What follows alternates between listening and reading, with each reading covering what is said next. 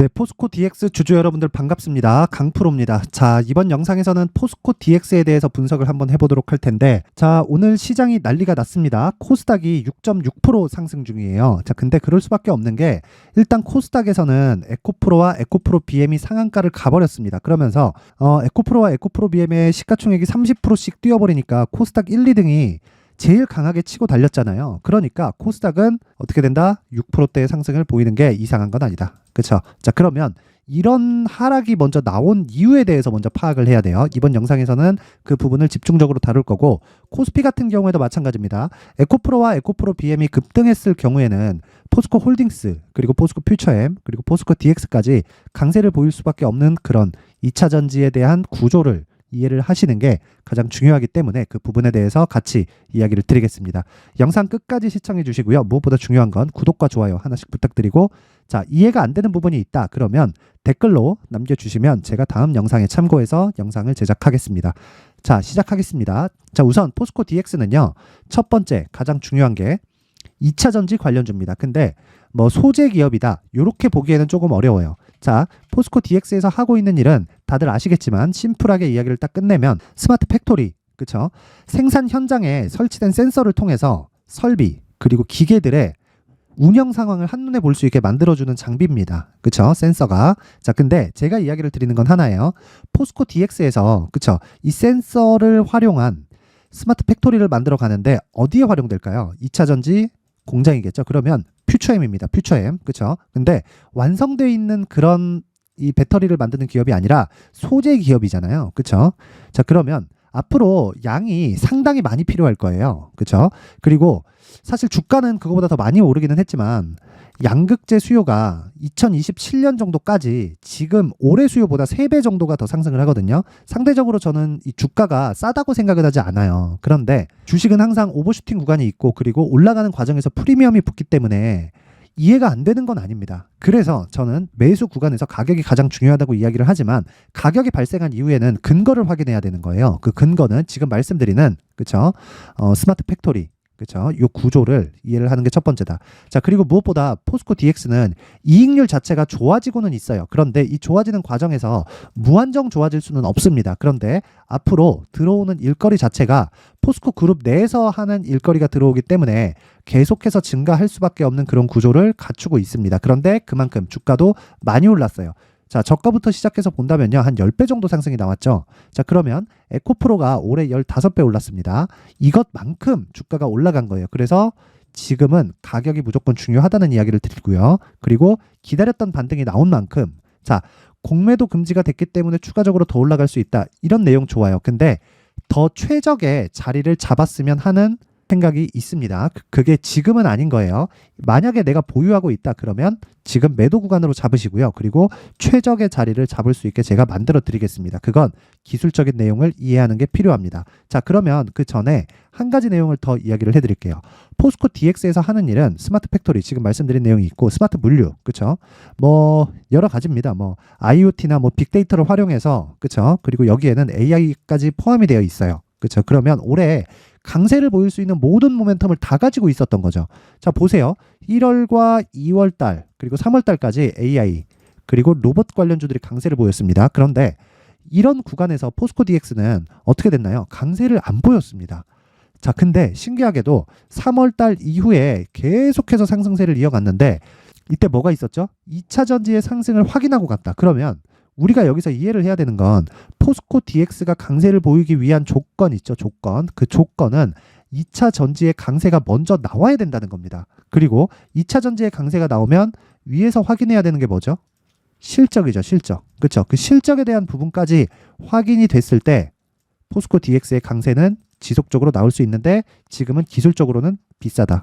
요 내용. 그렇죠? 감히 비싸다고 이야기를 드릴 수 있는 사람이 몇 안 되지만, 이제는 매도하고, 그쵸? 매도하고 최적의 자리를 기다리세요. 자, 구조를 보면 그래요. 앞으로 2차 전지 산업이 굉장히 크게 상승을 하고, 그쵸? 상승을 할 수밖에 없고, 근데 이 상승하는 것보다 주가가 먼저 올랐다는 거예요. 그러면 우리는 이 구간에서, 그쵸? 공매도가 금지되고, 그쵸? 이게 한시적 금지이기는 하지만 한시적이라는 조항이 예전하고는 좀 달라요. 왜 그러냐면 앞으로 총선 남겨 있죠. 총선 남겨 있고 무엇보다 중요한 내용이 한 가지 있습니다. 총선보다 중요한 게 총선이 끝나면 대선 전국으로 이어가는데 총선을 앞두고 한 6개월 정도 공매도를 막겠다는 이야기를 했습니다. 그러면서 한 가지 단서 조항을 달았는데 제도 개선이 될 때까지 공매도를 풀지 않겠다. 이걸 가지고 MSCI나 뭐 이런 부분을 빗대어서 이야기를 막 하던데 그것도 중요한 게 아닙니다. 그냥 주가가 올라갈 수 있는 환경만 계속 조성하면 되는 건데 주가가 올라가는 환경이 지금은 갖춰진 것 같지만 포스코 DX는 아래를 봤을 때 너무 크게 올라와 있는 상황을 배제하지 말자. 만약에 내가 여기서 주가는 그래요. 고가를 못 잡고요. 저가를 못 잡아요. 하지만 시작하는 그 시세의 속도가 빨라지는 지점 있죠. 그렇죠? 여기 요런 구간, 요런 구간은 내가 잡을 수 있단 말이에요. 그러면 내가 저가 빼고 고가 빼고 몸통만 먹어도 충분한 수익이 어느 정도까지 나오느냐 확인하고 가도 그쵸 구간별로 50%씩 터진다. 그쵸 다 다르겠지만 평균적으로 보면 50% 이상씩의 시세 종목에서 나온다. 그쵸 여기서 내가 그러면 알면 여기서 사서 여기서 팔면 되는 거 아닌가요? 이게 가능하면 하겠죠. 이게 가능하지 않다는 거예요. 그리고 무엇보다도 자, 이 내용 한번 보여드릴게요. 제가 여긴 강프로의 무료 소통방입니다. 소통방에서는 어떤 내용을 진행하느냐. 첫 번째, 지금 말씀드렸었던 시세의 시작점인 신고가 구간에 대한 이해를 시켜드리고요. 그러면서 멘탈을 잡습니다. 왜? 앞으로 시세가 시작하는 구간을 내가 사전에 알 수 있으니까. 그런데 재료를 먼저 쫓잖아요. 그러면 늦을 수밖에 없는 게 재료는 시세보다 늦어요. 자, 보세요. 에코프로 먼저 보겠습니다. 에코프로를 가지고 제가 간단하게 이야기를 시켜드릴게요. 올해 15배가 올라갔다는 걸 알고 있죠. 그래서 이 부분 제외시키고요. 여기까지 볼게요. 쭉 보면 2020년입니다. 2020년 3월 달에 주가가 쭉 상승하기 시작해요. 뭘 만들었죠? 신고가 만들고 상승. 그쵸?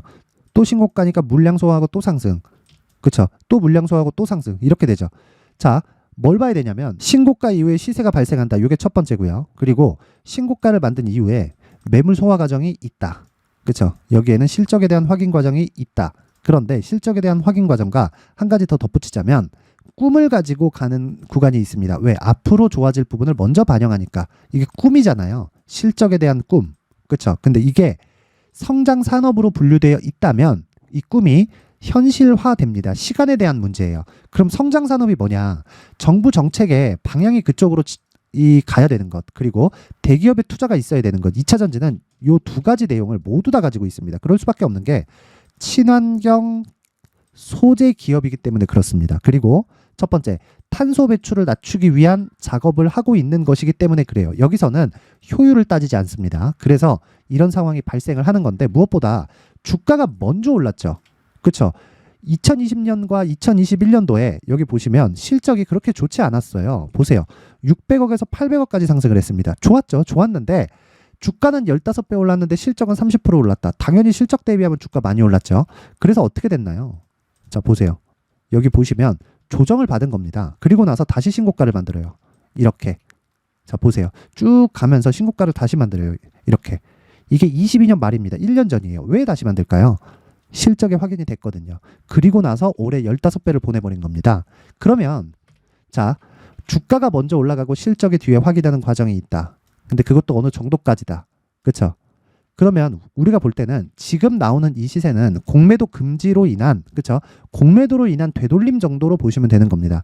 여기서 추가적으로 저가를 이탈한다. 이게 아니라 이 시세는 확인하는 시세다. 그러면 다시 이 포스코 DX로 돌아와서 이야기를 드릴게요. 자, 포스코 DX. 그렇죠? 지금은 뭔가요? 포스코 DX는 상대적으로 안 빠졌어요. 개별 호재가 있다는 거죠. 그렇죠?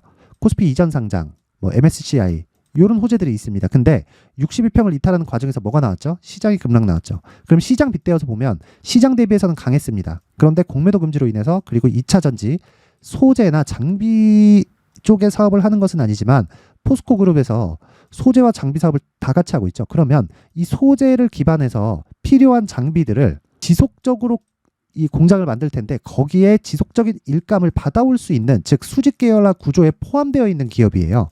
그러면 지속적인 일감은 가능하지만 어느 정도까지 이 주가가 인정되고 용인될지 요거는 모르는 거예요. 그래서 이 구간에서는 내가 보유하고 있다고 하더라도 내가 1억을 매수할 수 있다고 쳤을 때 사실상 1000, 2000 정도도 넣기가 뭐 요 정도까지는 넣을 수 있겠죠. 근데 그 이상은 사실상 어렵다. 그러면 실제 돈 그쵸? 금액, 수익 금액을 늘릴 수 있는 상황이 조금 어려울 수 있다는 거예요. 그래서 제가 최적의 가격을 잡자. 최적의 가격은 그쵸? 신고가를 다시 만들죠. 그럴 때는 매물 소화 과정이 있다. 그리고 나서 매물 소화 과정에서 정배열과 역배열 전환점을 공략을 하는데 그 기준을 제가 포스코 DX의 가격과 단기 보유 전략이라고 이야기를 드리는 거고, 제가 이야기하는 단기는 2주 동안 내가 손해보지 않는 가격대를 의미를 합니다. 그리고 2주 동안 손해보지 않으려면 집중해야 되는 게 뭐예요? 가격입니다. 가격. 이 가격 기준에 대해서 제가 집중적으로 이야기를 드릴 거고요. 무엇보다 2주 안에 그렇죠. 단기 전략에서 성공을 하면 수익으로 전환되죠. 이때는 장기 투자로 전환됩니다. 장기 투자로 전환이 됐을 때는 최장 3개월까지 진행을 한다. 근데 이 구간에서 뭐가 있다? 대형주의 움직임 체크한다.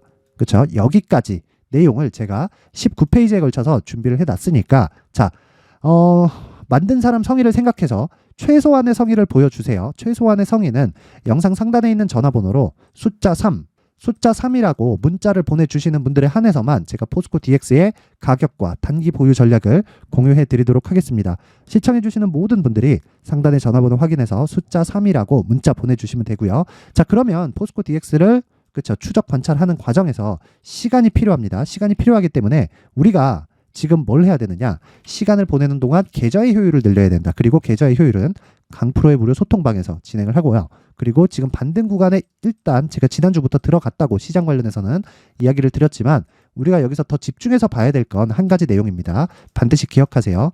계좌의 효율을 높이기 위해서 그리고 포스코 DX를 포함해서 그렇죠.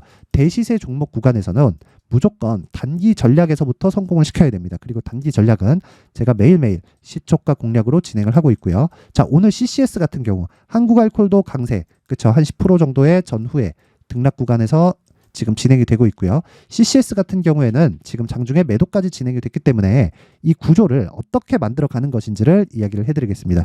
자, 우선 CCS 볼게요. 자, CCS 보면 오늘 그렇죠. 시가에 마이너스 15%에서 시작을 했는데 지난주에 상한가를 2번 갔습니다. 그리고 금요일 날 시간에 하한가를 가버린 거예요. 자, 그러면 월요일 날 당연히 하락 출발을 하겠죠. 근데 상한가를 누가 만드나요? 개미가 만드나요? 아니, 세력들이 만듭니다. 그러면 이 세력들이 최소한의 물량을 빼나올 수 있는 작업을 해야 되죠. 그 작업을 공략한 겁니다. 그래서 제가 CCS 관련된 영상을 주말에도 계속 올려드렸었던 게 이거는 대박이다. 그렇죠. CCS가 만약에 월요일 날 하한가 출발을 하면 초대박 터진다. 근데 하한가 출발을 안 하더라도 시가 공략을 했을 때 10% 이상 터진다. 그래서 제가 정확하게 이렇게 진행을 한 겁니다. 자, 10월 6일 8시 54분 CCS 진행된 거 보이시죠? 여기서 어떻게 하느냐? 시가이 체결하고 보합권에 정리를 합니다. 자, 9시 23분 간단하게 끝내죠. VI 진입 이렇게 나오죠. 그렇죠? CCS 이렇게 CCS 나오죠. 이 구간에서 보합권까지 상승 매도 나갑니다. 매매 끝. 그리고 추가적으로 더 올랐습니다. 어디까지? 여기까지 14%가 더 올랐습니다. 주가의 고가는 잡는 게 아닙니다. 고가를 잡으려고 하다가 물리는 거고요. 저가를 잡으려고 하다가 비자발적인 장기 투자를 하게 되는 겁니다. 자, 그래서 내가 고가 저가가 아니라 신고가 이후에 발생하는 매물 소화 과정 그리고 확인하는 과정에서 돌파 매매를 한번 해보고 싶다. 이 부분을 했을 때 멘탈이 잡힙니다. 그래서 내가 주식 투자를 하는데 멘탈이 안 잡히시는 분들은 제가 멘탈을 잡아 드릴 테니까 강프로의 무료 소통방으로 입장을 하시면 되고요. 딱 오셔서 시키는 대로만 하시면 됩니다. 정확하게 이야기를 드릴게요. 자, 그러면 입장 방법은요. 모두 무료로 진행이 되고요. 영상 상단에 있는 전화번호로 참여라고 문자를 보내주시는 분들에 한해서만 제가 강프로의 무료 소통방 입장 링크를 공유해 드리도록 할 테니까 시청해 주시는 모든 분들이 상단의 전화번호 확인해서 참여라고 문자 보내주시면 됩니다. 자, 그럼 내용 정리 가겠습니다. 포스코 DX는 추가 상승이 가능하다. 근데 최소한의 매물 소화 과정이 필요하다. 그래서 최적의 자리를 잡기 위해서 뭘 해야 됩니까? 가격 전략을 세워야 되고요. 이 가격 전략을 통해서 2주 안에 내가 나올 수 있는 단기 보유 전략으로 연결을 시켰을 때 이거 말고도 다른 종목까지도 내가 뭘 할 수 있어요?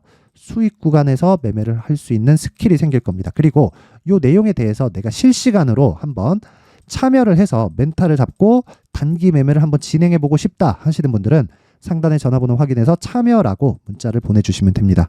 자, 그리고 무엇보다 모든 분들이 성공 투자하실 수 있고 그리고 내용에 대해서 파악하기 위해서는 무조건 멘탈이 잡혀야 가능합니다. 그렇죠? 항상 시청해 주셔서 감사드리고요.